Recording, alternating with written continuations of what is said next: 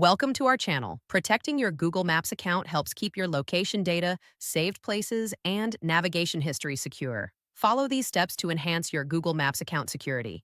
Step 1.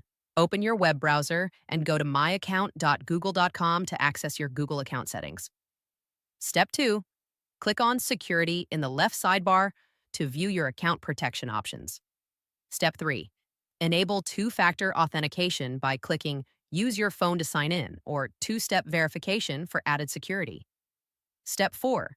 Review devices where you're signed in by scrolling to Your Devices and signing out of any unrecognized devices. Step 5. Check your recent security activity for any suspicious login attempts or unusual activity. Step 6.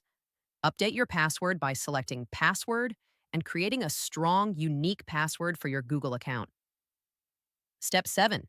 Review location settings in Google Maps by opening the app, tapping your profile icon, and selecting Your Data in Maps.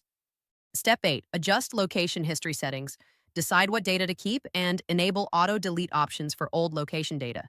Don't forget to like this video and subscribe to our channel.